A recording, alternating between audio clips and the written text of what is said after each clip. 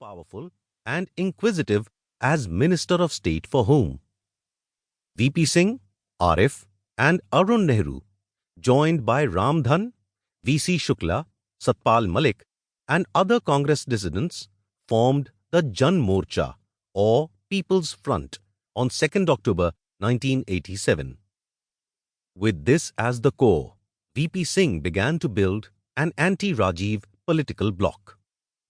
He placated the left parties by calling them his natural allies and issuing statements against communalism, but made sure he had the BJP on his side by speaking from their platform and maintaining close links with Vajpayee and Advani. However, more than VP Singh's strategy, it was the inherent anti-Congressism of the left and the BJP that brought them to support VP Singh.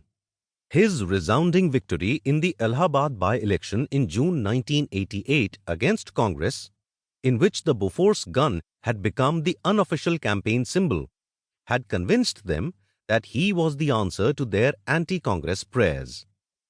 And though the left parties were always quick to deny any truck with the BJP, especially when it became clear later that the BJP was the main beneficiary of the electoral understanding in the 1989 elections, it is a fact that they were fully aware of VP Singh's dealings with the BJP. Citing Jyoti Basu's presence at a public rally held to felicitate VP Singh for his victory in the Allahabad by-election, in which he shared the dais with Atal Bihari Vajpayee of the BJP, VP Singh's biographer, Seema Mustafa, says that VP Singh alone was not responsible for the understanding reached with the BJP, and that it had the covert support of the left becomes clear from this move. Indeed, eventually the left parties told VP that they would not make an issue of any electoral agreement with the BJP, although they would not be able to support it openly.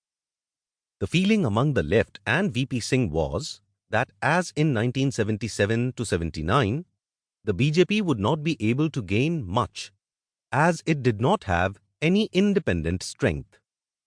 The BJP, on the other hand, went along, often swallowing insults that a party with less discipline would have found impossible to get its cadre to tolerate, in the conviction that the dislodging of Congress was a necessary step on its road to power.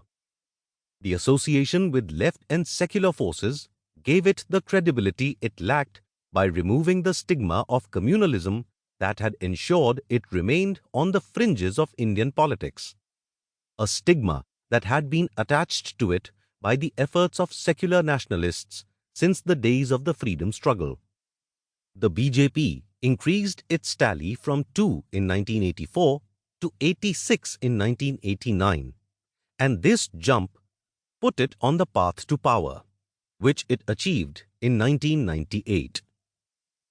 To quote, "The broad alliance, formed in 1989, was definitely one of the factors responsible for the rise of the BJP.